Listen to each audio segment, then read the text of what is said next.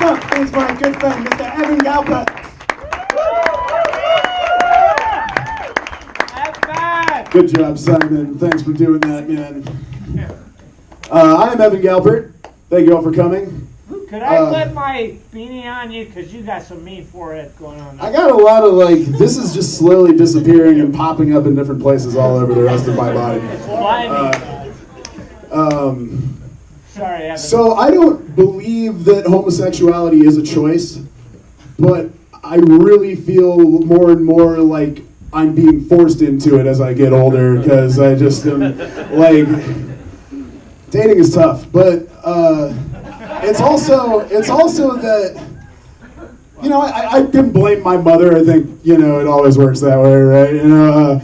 But she gave me up to live with my dad when I was 5, a little kid. So now I'm just programmed to believe that you get love from women who want nothing to do with you, right? That's just kind of the thing that I end up finding myself believing from time to time. It's always, but it's just true. It's this curse that I have, man. You're always, girls that are they either just end up leaving me, or they're married, or they're my sister-in-law's little sister, or they're these women that I just have no business being with in the first place, or don't have any interest in me. It just happens. It happens all the time. And I'm serious. One of them moved away. One of them cheated on me with some of my best friends. One of them totally.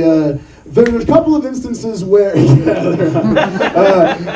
There are a couple of instances where I've had good, loving, stable relationships with girls that I really liked. And I was like, well, I really like you. We like each other. We're good.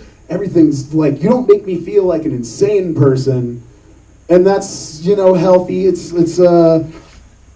But both of those instances, I broke it off because I saw another girl that I knew who made me feel absolutely just insanely in love in my heart. And did she give you a boner? That happens occasionally. It does. But you know what I mean? You can't. It's the kind of girl that just you just spend all day fantasizing about her beautiful face and our beautiful hypothetical relationship and the inevitable terrible loss that's gonna just hurtle me into a deep depression that didn't ever actually happen, right? These are again people that I've never been with, but I still get so fucking sad. I get so fucking sad just thinking about these hypothetical relationships that never happened, that I just feel like I'm bound for failure constantly. It's always going to happen, and I'm bound to die alone with nobody left to care about me. And that doesn't feel healthy, right? That's just not healthy, I assume. So, I've thought about being with a dude, big hairy fists stretched me that's gotta feel better. That's gotta feel better than the rest of all the other stuff, right? I mean, really,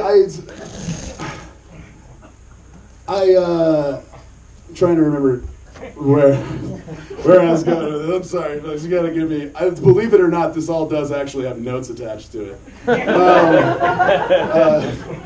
God bless you. Thank you. I'm probably half gay. I'm half a lot of things. I'm half autistic. If you couldn't tell, I call it Habsburgers. I'm half Jewish.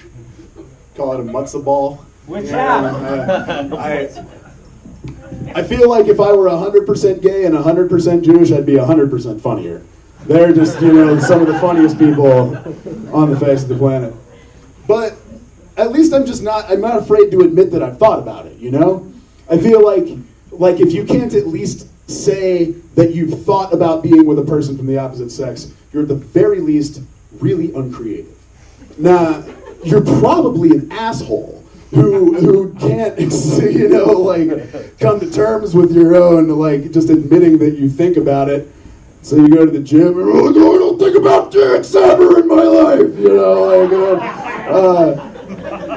and then because it's always the most masculine, it's always the most doodly dudes that end up making all these jokes and references about dicks and cum all the time, and like, you'll suck my dick, bro, fuck you, dude. You know, like, you put a bunch of dudes in a room together, they will eventually start talking about dicks. That's all I'm saying. It's just like, and you can say it's just like you can say you're not hungry, but you keep talking about pizza. You know, like, I think about, like, again, where was I going with any of that?